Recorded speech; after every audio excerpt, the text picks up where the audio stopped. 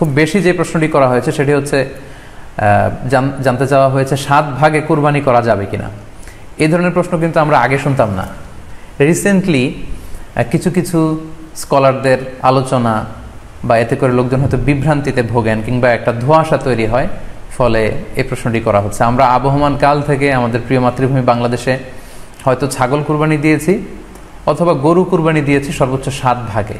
So এটা আমাদের সবার কাছে জানা ছিল, এ নিয়ে আগে সংশয় ছিল না। ইদানিংকালে অনেকের মধ্যে এই বিষয়ে সংশয় জেগেছে। কেউ কেউ বলে থাকেন যে ভাগে যদি কুরবানি দেওয়া হয় 7 জনে মিলে গরুতে বা মহিষে বা উটে, এই ভাগে কুরবানি হবে না, এটা অনেকে বলে থাকেন। এই কথাটি আসলে ঠিক নয়। আপনি যদি ভাগে কুরবানি দিতে চান এটি জায়েজ আছে, এবং একটি উটে বা মহিষে বা গরুতে আপনি সর্বোচ্চ 7টি ভাগে কুরবানি দিতে পারবেন ইনশাআল্লাহ। এ ব্যাপারে সহিহ মুসলিমের একটি হাদিসকে আমরা এখানে উল্লেখ করতে চাই।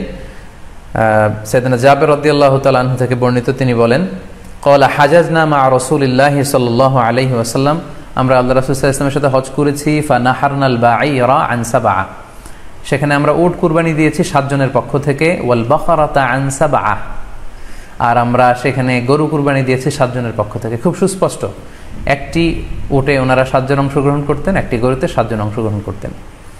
তো এই হাদিসের আলোকে অনেকে বলে থাকেন যে এটি হজের সময়, সফরের সময়, কিন্তু মুকিম অবস্থায় 7 ভাগে দেয়া যায় না। আসলে এই কথাটিও ঠিক নয়, কারণ সুনানে আবু দাউদের আরেকটি হাদিসে এসেছে যেখানে আল্লাহ রাসূল সাল্লাল্লাহু আলাইহি ওয়াসাল্লাম সুস্পষ্ট বলেছেন, সেখানে হজ বা কোনো সফরের উল্লেখ নেই। সেটা হচ্ছে জেনারেল স্টেটমেন্ট, অর্থাৎ আল বাকারাতু আন সাবআ, গরুতে সর্বোচ্চ 7 অংশ দিয়ে কুরবানি দেয়া যায়।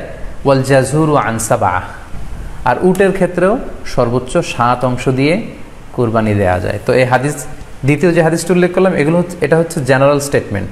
সেখানে সফর মুকিম কোনো কথা বলা হয়নি। ইন জেনারেলি বলা হয়েছে যে উটে 7 ভাগ দেয়া যায়, গরুতে 7 ভাগ দেয়া যায়। সো আমরা যারা ভাগে কুরবানি দিচ্ছি 7 জন মিলে একটি গরু, আপনারা নিঃসন্দেহে সানন্দ চিত্তে নিশ্চিন্তে কুরবানি দিতে পারেন।